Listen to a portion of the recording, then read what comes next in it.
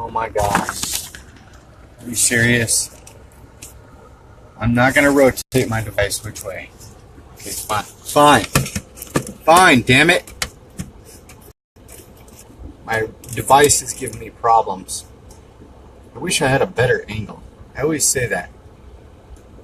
It would be cool if somebody sent me something where I could video while I'm driving, where it wouldn't fall. You have my address, right? I'm sure everybody in the world does. I actually start freaking out about them. I'm like, is that a good idea? I don't know. Anyway, what's up, guys? It's hot. I'm going to turn the air up a little bit.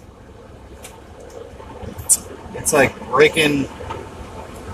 I don't know if it's breaking records or not, but the air's not working up there. Doesn't feel like it is anyway. I'm going to try to make this situation better here while you guys are finding me. It's a little bit better, right? Oh my gosh, no.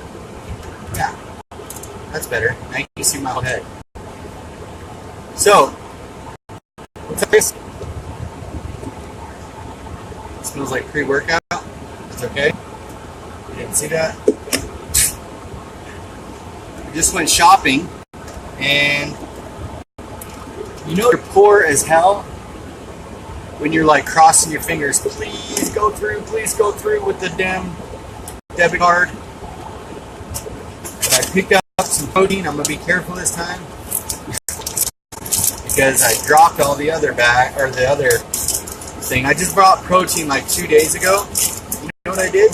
I dropped the entire freaking thing all over the ground. That was dumb. That was really dumb. But I just wanted to stop by real quick. I just got done at the gym. Actually had a really cool, successful workout. It's actually really loud. Let me see if I can change the angle of the air real quick. Maybe it'll be better from one. But, yeah, that's not loud.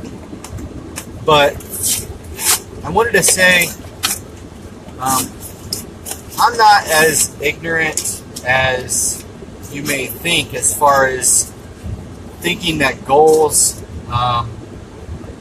whether they're... Why do they hide the damn scoop? Why does the scoop got to be hidden in there?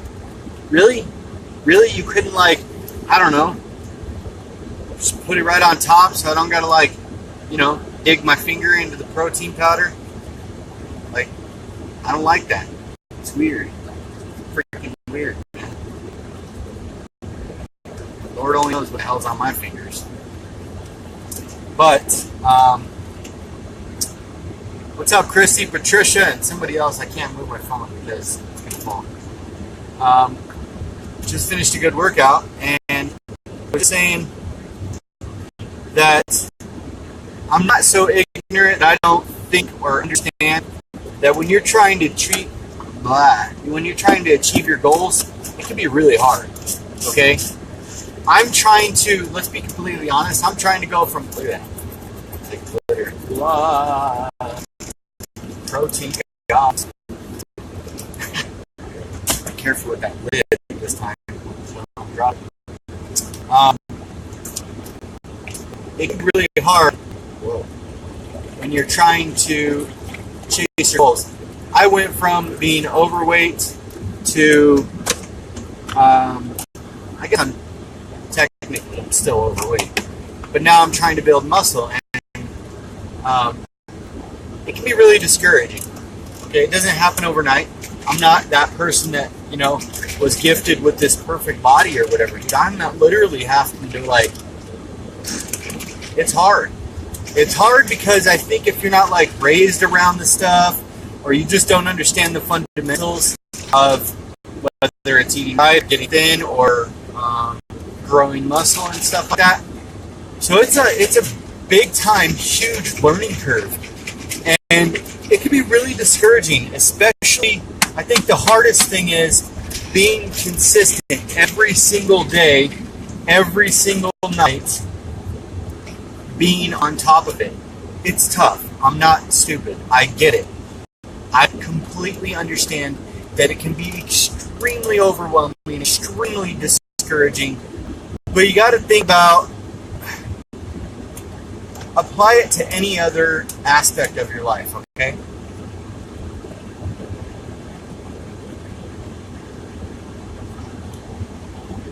If you were going to school and say, a lot of you, funny enough, a lot of you have degrees. A lot of you probably have learned a lot of the information that I've taught you. A lot of you have probably got masters or doctorates or whatever, or associate's degrees or even high school diplomas. Now what you have to think about was, how many years did it take to get a high school diploma? 13, 16 years, whatever it is. But until you were 18, 17 years old for some of us. So what you have to realize is, anything good as far as like gaining the knowledge and strength to learn a new task is going to take a very long time. If you ever watch any of these things like these bodybuilders and stuff like that, everybody always asks them, how do I get as big as you that fast, like real fast? Their answer every time is, dude, I've been working on this for 10 years. Dude, I've been working on this for 15 years. Dude, I've given up relationships for this. I've literally spent half of my life researching and learning this. So what you have to realize is, stop being so damn hard on yourself. Learn to be a little bit more patient. And I know that's hard to do, because when it boils down to it, it does take time. And one of the most discouraging things is when you fall off and then you get back on. But even sometimes when you don't fall off, you can get discouraged because your body's not changing, okay? And that's the point where you hit a certain time in your weight loss journey or your muscle building journey or whatever your journey is, or your career journey or your life journey, where you have to change something. Because if you don't change something, that's literally the definition of insanity, okay? I'm not talking like P90X or whatever. Don't be a smart ass. But if what you're doing is not working, you have to change it, okay? You do have to change something. If you think about like professional bodybuilders, if professional bodybuilders continuously did the same thing, we may have one or two bodybuilders in the whole world. They are constantly changing what they do. When I lost weight, I constantly changed what I did. Through healthy eating and changing my bad habits and getting more active, I lost about 80 pounds. And then the rest of the 70 was through low carb and consistency. So you really do have to challenge your body, because your body's going to adapt to whatever it's doing. Okay? It's just, we do that. It thinks, okay, for instance, say you're on Atkins, and your Atkins regimen is, I don't know, 1,500 calories a day. After a couple weeks, you're like, hey, first, I apologize, my lips all cut up on the inside. I'm having a hard time talking from the damn braces. See? Yay. After a couple weeks, you're going to notice, maybe not, depending on how fast your body adapts, that you're going to have a stall or a weight loss plateau or whatever you want to call it. It's not really a plateau. It's not really a stall. What it is your body saying, hey, I'm cool with 12 to 1,500 calories. I can sustain my life with this. I'm cool. I don't really need to get rid of much else. I'm comfortable with the position that you've put me in, and it's okay. So if you keep doing that, you're probably not going to change anything, okay? Unfortunately. Now, I'm not saying if you didn't hold strong to that, increase activity and stuff like that, that it wouldn't change eventually.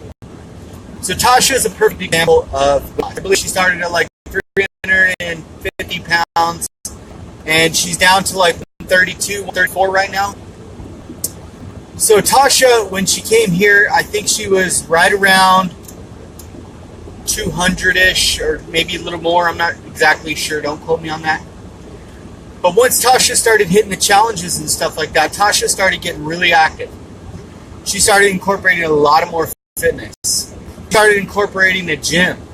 She started incorporating literally non-stop, doing more than she was taking in. And then she started seeing more gains as far as like weight loss and stuff like that, and health benefits and stuff. She's a perfect example. You can't just sit there and hope for the best, okay? If you're not active, you're probably going to have to decrease what you're eating. Okay, that's just, I know it's a shitty deal. It is. It sucks. But if you think about it like this. If I'm just sitting here in my car is going, right? My car is just sitting here chilling. It's only going to take so many calories or gas. If I slap a trailer on the back and I cruise down the street, it's going to take more gas and more calories to be able to burn it, right? So what I would do I would burn through the gas or calories quicker, and I would be left with nothing. Once I got down to the fumes, I would call fat stores. That's when you start burning the fat and actually working through stuff you're trying to get rid of. Otherwise, you're kind of just sitting idle, kind of consuming the same amount of food. I'm not saying starve yourself. I'm not saying that, okay? Another thing is you really have to pay attention to how your body is shrinking, okay? So if you started out Atkins and say, just a figurative number, say you started out like 2,000 calories, which usually the meal plans I do are like not that high. But say, for instance, it's 2,000 calories. And you're checked, for instance. There's a lot of females in the group, in the family. But keep up good work no matter what. Everybody keep up the good work. I'm extremely proud of you. Don't ever think for a freaking second that I'm not. It's not easy, okay? But you're doing great. So you're consuming 2,000 calories a day, right?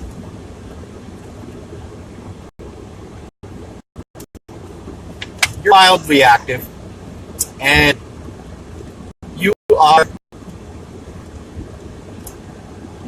losing weight pretty steadily.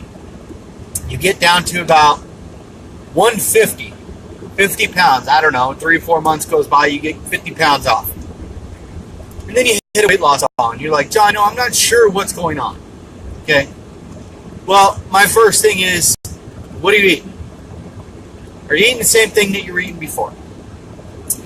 And you're like, well, you know, I started out, and you tell me I started out at 2,000 calories, blah, blah, blah. And I say, okay, how much weight have you lost? You say 50 pounds. I say, great job, that's really good. Are you still eating the same amount of food? You say, yeah. So I say, okay, has your activity level changed at all? Because it's not always the food. You can't always say it's the food, because usually if you do an Atkins, like a low carbohydrate regimen, outlook on everything, or as far as like intake, usually it can be pretty good. Calories aren't usually going to be a huge issue, but they can be. But you're like, no, calories stayed the same, but I switched jobs. I'm like, well, what did you switch? What kind of jobs did you switch to? And you're like, well, I went from a reactive retail job, and then, you know, I noticed kind of a drop on the weight loss or whatever. I'm in a pretty sedentary job. I'm in an office job or whatever now. So there's your culprit. Okay, you are consuming the same amount of calories, but you're not active. That may not sound obvious to a lot of people, okay, including myself a couple years ago. I never even thought about it. I figured, hey, I'm consuming. I never even thought, you know, I really need to burn a little bit more than what I'm consuming. It's kind of the general rule of thumb. I know that now, but I'll be honest, I did not know that before. And that's the truth. Okay? You're not dumb if you don't know that. You're not dumb if you ask questions. Okay? You're not dumb if you ask the same question that 5,500 other people have asked me. That does not make you ignorant. That does not make you stupid. That does not make you dumb in any way, shape, or form. It my theory is the only dumb question you have is the one you don't ask. Because if you don't ask the questions that you need answers to, then you will be the dumbest self you can be because you're not getting the knowledge that is sitting there for free. Okay? So please always ask your questions. Maybe I'll chuckle a little bit. Maybe I'll laugh. It's just whatever. Because some things are like, hey, we should know that. But that's not always the case, guys. And it's okay. That's perfectly acceptable. There's nothing wrong with that whatsoever. So what I would tell somebody like that to do is, first of all, get more active. Join a gym. Join a walking crew after work or something like that. Maybe reduce your calories a little bit. You don't have to constantly reduce your calories. I don't want you to say, I'm 1,500 calories now, John. I'm going to reduce it down to 300. At 150 pounds, I don't personally recommend that, okay? Because then as soon as you shoot back up to 500 or 600 calories, which is not anything, you're going to gain a lot of weight. So don't necessarily calorie count, but you need to be staying within a safe range. If you're burning your total daily calorie expenditure, it's TE, what's that, total daily something expenditure, needs to be lower than what your intake is, or higher than what your intake is. So you basically need to be burning more than what you're consuming. You don't need to get crazy. You don't need to calorie count like crazy. I don't want you to eat fiber thinking that you're, meaning I don't want you replacing all your meals with fiber and eating one piece of chicken a day. Stop that. It's not the way to do it. It's not healthy. And it's not going to provide sustained weight loss or health or overall positive nutrition or balance or anything like that.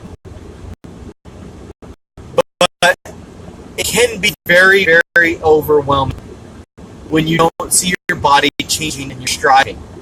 The thing you have to remember is you're not the way you were before. You're not eating in the negative ways you were before. Okay? Your body's adapting. Your body doesn't know what's happening. Like Tasha just said, it's really important that you're constantly shocking your body. You have to shock your body because if you don't, your body won't change. Okay, I reference bodybuilders a lot and stuff like that because let's be completely honest, a lot of them are very inspirational. Okay, a lot of them started out as little scrawny guys and they became larger than life. And it's something to be proud of and a lot of them talk about it. Like Arnold Schwarzenegger talks, happens to be one of my idols.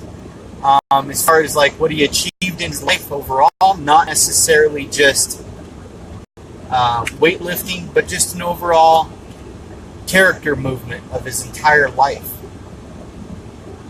He always said, if I didn't see something happening with my body that I wanted or needed to happen for a contest or a prep or to change that muscle, I shocked it and I didn't listen to my brain. My brain told me no. My brain told me stop. My brain told me it's not okay. It hurts. Don't keep going. But he did it anyway, and he would get the results because your body becomes content with the way it is. It's okay with 12 to 1,500 calories. Just like when you get married and you got kids and you don't no longer have that personal drive to push for things. It's famous for guys. Guys will get in a relationship and they'll get lazy, like myself, I did. You'll start drinking beer all the time. You won't take out the trash. You'll just become a deadbeat husband, just a piece of junk, not really doing what you're supposed to be doing. Okay? I'm sure when we do the same thing, we all become content in certain things in our life. It's called, I call it relationship weight, happy weight. Because the person that we're with loves us and we become content and everything's cool. Well, then suddenly you see something happen with somebody's life. The wife or the husband gets sick of those ways of the other partner and they leave them. They get a divorce because they just wouldn't change. What happens? The person that got left breaks down gets stressed out, gets depressed, and eventually they come back with the vengeance. And they become more than that partner ever would have thought they were even capable of. But they were. They were capable of it. They were capable of getting a better physique, because that's what they're doing now.